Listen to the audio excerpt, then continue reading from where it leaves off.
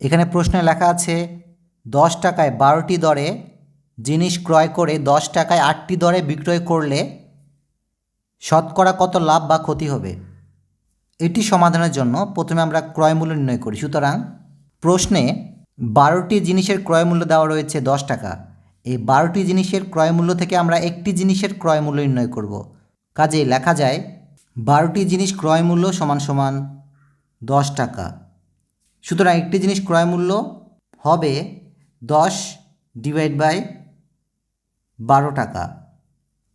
একইরূপে এখন আমরা বিক্রয় মূল্য নির্ণয় করব। প্রশ্নে 10 টাকায় 8টি বিক্রয় করা হয়েছে। সুতরাং লেখা যায় 8টি জিনিস বিক্রয় মূল্য হবে 10 টাকা। কাজেই একটি জিনিস বিক্রয় মূল্য হবে 10 ডিভাইড বাই 8 টাকা।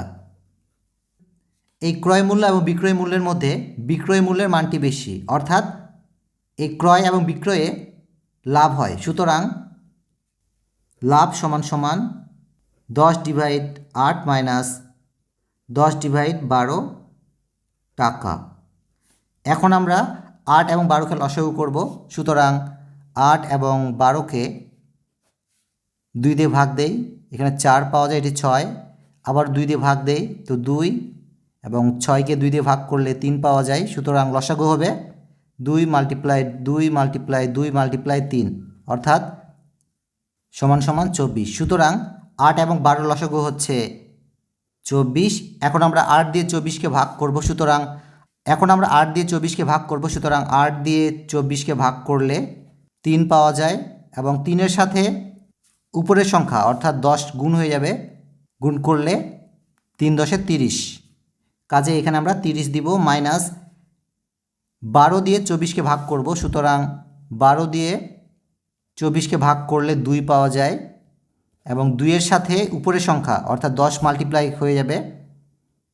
কাজেই 2-এর সাথে 10 মাল্টিপ্লাই করলে 20 পাওয়া যায়। কাজে এখানে আমরা 20 দিব।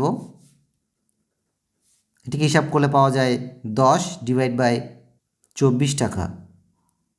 সুতরাং আমরা বলতে পারি যে একটি জিনিসের লাভ হয় 10 ডিভাইড বাই 24 টাকা। যেহেতু প্রশ্নে শতকরা লাভের মান নির্ণয় করতে বলা হয়েছে, কাজেই 10 ডিভাইড 12 টাকায় লাভ হয় 10 ডিভাইড 24 টাকা।